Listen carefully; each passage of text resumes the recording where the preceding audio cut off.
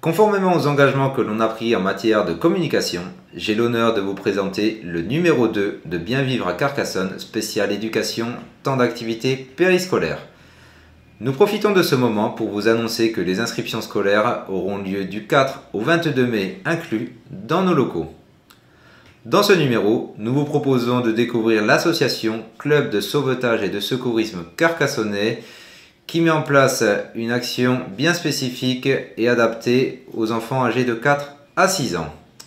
Par la suite, nous allons aller à la rencontre du personnel de l'école maternelle Jean Giono qui a conçu un projet autour de Dame Carcasse. Cette thématique a réussi à rassembler tous les acteurs de l'école autour d'un projet commun où chacun apporte sa pierre à l'édifice. Puis, nous avons interrogé des enfants de l'école élémentaire Jean Giono afin d'obtenir leur vision sur les temps d'activité périscolaire.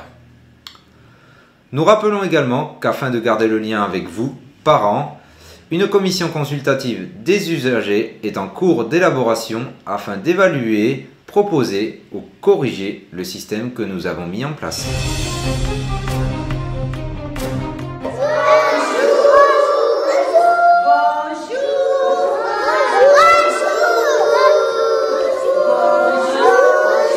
Notre projet, basé sur la légende de Dame Carcasse. Ce projet a pour but de retracer l'histoire de notre belle ville, qui est Carcassonne.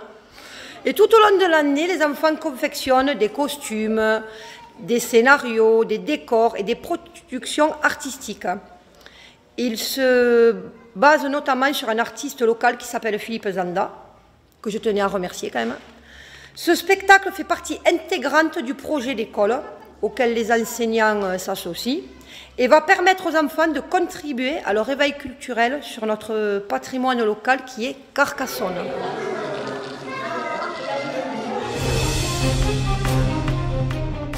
Donc, je suis le président du club de sauvetage et secourisme carcassonnais.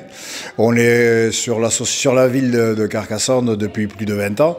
Donc nous formons toutes les personnes volontaires par rapport au secourisme, au PSC1. Et ensuite, on forme les surveillants de baignade, les maîtres nageurs, les BNSSA surtout. On a à peu près 235 adhérents qui sont formés au secourisme. Sur l'étape, on a pensé que le fait d'aller chez les enfants et de mobiliser les enfants par rapport au premier geste de secours ou simplement le fait d'avoir la notion de secourisme, en gros, c'est-à-dire prendre un téléphone, composer un numéro et dire simplement l'endroit où je suis et la nature de la blessure. Voilà, donc j'ai 2 jeunes filles qui sont salariées du club et qui sont proposées elles aussi de pouvoir travailler là-dessus. Donc sur le trimestre, on a 1h30 à peu près par semaine.